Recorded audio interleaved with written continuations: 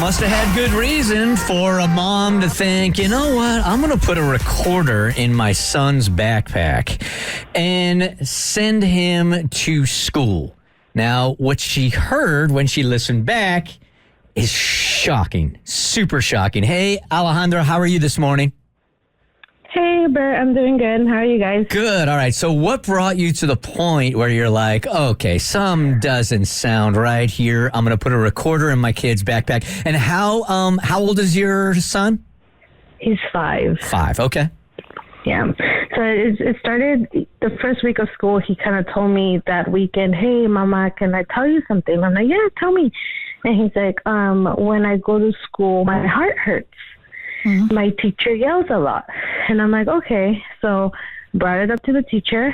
I brought it up in a way, I'm not accusing her. I said, hey, so-called teacher, how is my son acclimating to your class? He tells me there's like a lot of yelling going on. I don't know if it's from the students.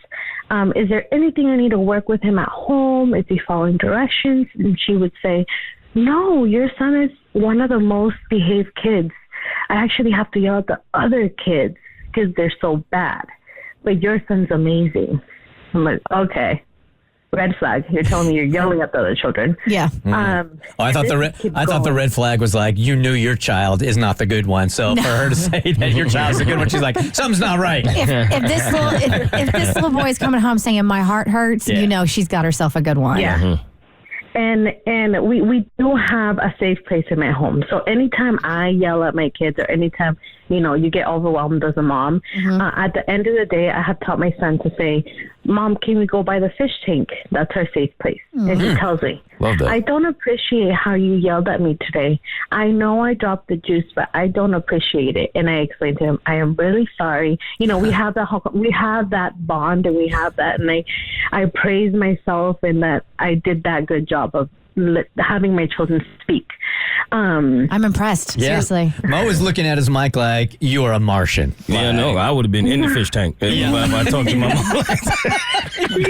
No, because I was in the fish tank with belts, like with my bottom with the belt. Like right. No, so I am trying to do opposite. I'm trying to change the narrative. That's awesome. As a Hispanic mom, and so this went on for weeks. The day it broke was on a Friday in September, the last weeks of September. My son caused himself to have a panic attack before going to school. So I was like, okay, we're not going to school. And he told me, and I was like, maybe he just doesn't want to go because he just wants to stay with Mom. I have my 2-year-old. They've been kind of struggling for me. So I'm like, maybe that's what it is. That's what it is. Okay, Monday comes around. We take him late because I was trying to convince him to go. He went through the office, went through the little gate. I saw my son crying from my car. He picked up his little glasses. He wiped off his eyes. And what I saw is him standing up straight. And it looked like he took a deep breath. And I was like, why is my son bracing himself? So I was like, you know what? I can't do this. I called the school and I was like, I need to talk to the principal. The vice principal was in and I told him, hey, I am sorry. I am crying, but this is what I saw. My son keeps telling me that she's yelling, she's blowing a whistle in front of his face. Can you do something? And he told me, yeah, I'm going to go ahead and raise the concerns. There shouldn't be a whistle inside the classroom. And I was like, okay, great. And I was like, you know what? No. That same day, I bought the recorder. I put it in my son's backpack. So sorry, my 2-year-old. I put it in. And when he came back home, to tell you guys that 1 minute my son went in there, they told him to take his backpack off, put it on the hanger, and to sit down. I'm so sorry. It's okay. It's okay. Can you put your 2-year-old by the fish tank? Give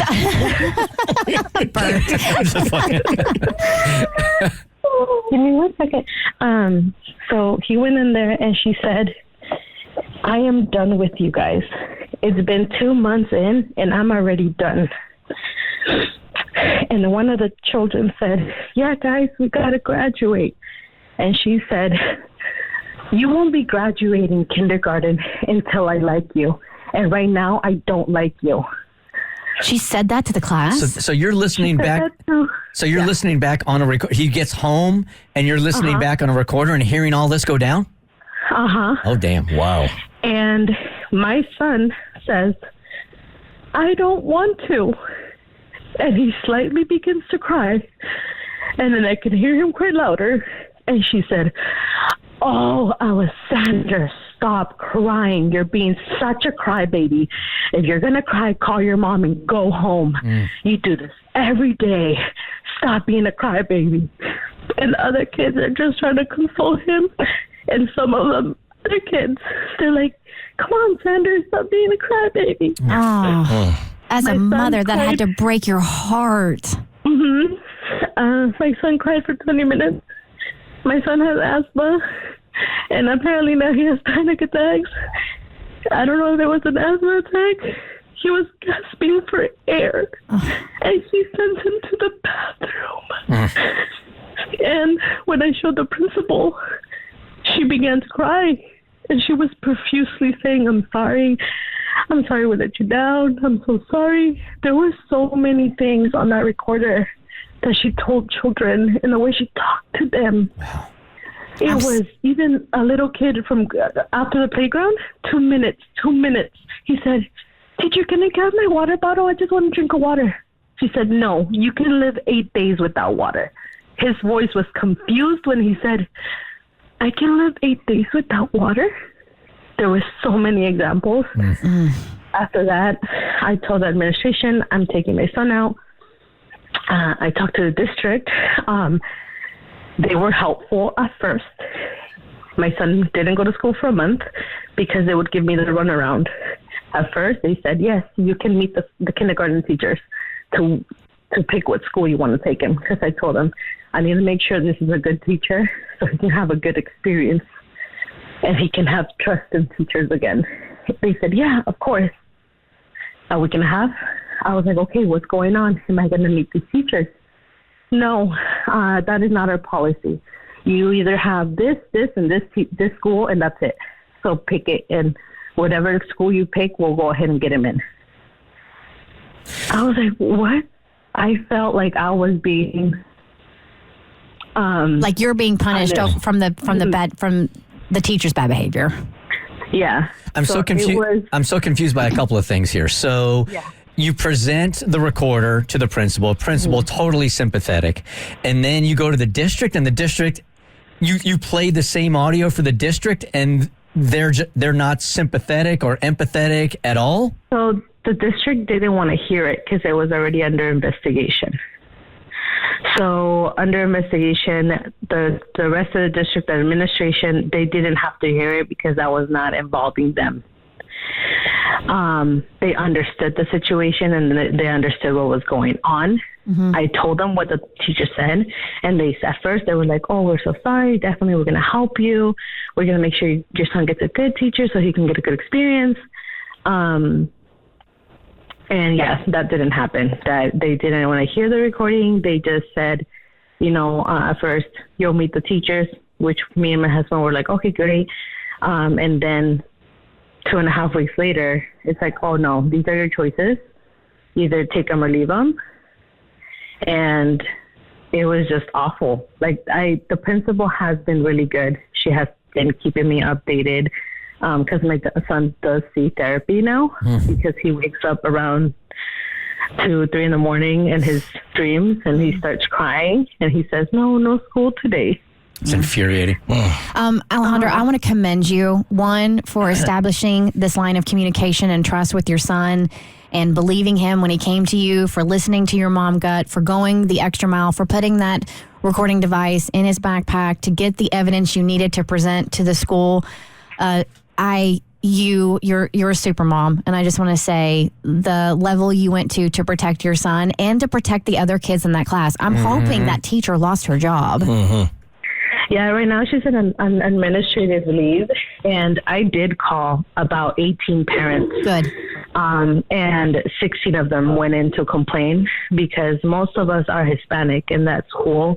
And they didn't want to because they're like, oh, the repercussions, what happens if they don't, take me seriously? And I was like, no, I already turned this in. You need to go. And I was scared after I had the recording. I bet. Because I am a DACA student, just like Romeo. And it's like, dang, what legal trouble can I get into? And I told my mom's bosses, because she cleans houses and they're pretty wealthy. And they said, no, don't worry. We have your back. Do what you got to do. And we have your back. So I just felt like, okay, I have some way of getting some type of protection. But it was just scary, I mean, right there and then I didn't care for the consequences. But afterwards, I was like, is this legal or is it illegal? No, you should be proud of yourself. You should. So, Alejandra, as we wrap this up here, so what's the advice that you give to other Latino moms that are in your situation if they're having the same kind of problems? Get evidence, because our voice is not really heard. So try to get evidence and believe in your child, and don't just think they're lazy, because our Hispanic ways are, my kid's lazy, son flojos. But no, it's not. It's our kids. We need to be our protectors and their voices, but most importantly, get evidence, or else they won't hear us. Where's your son now? He's in a charter school, and we're like struggling to pay it, but it's been so amazing. He goes to Legacy right now, and he comes home and he's like, Mom, my teacher's so nice. And I'm like, and he's just really happy. He hasn't had that many night terrors ever since he started. He needed that. And it's a life-changing move you did. Yeah, he actually runs to his line. He's not slow walking. He's so happy now, and I just wanted to bring awareness to listen to your children. Yeah, listen to your kids, man. I appreciate you calling. Thank you so much. You're welcome. Bye, guys. It's a Bert Show. The Bert Show. Like what you just watched? Well, you can get way more of The Bert Show on Apple, Spotify, Stitcher, or wherever you get your favorite podcasts.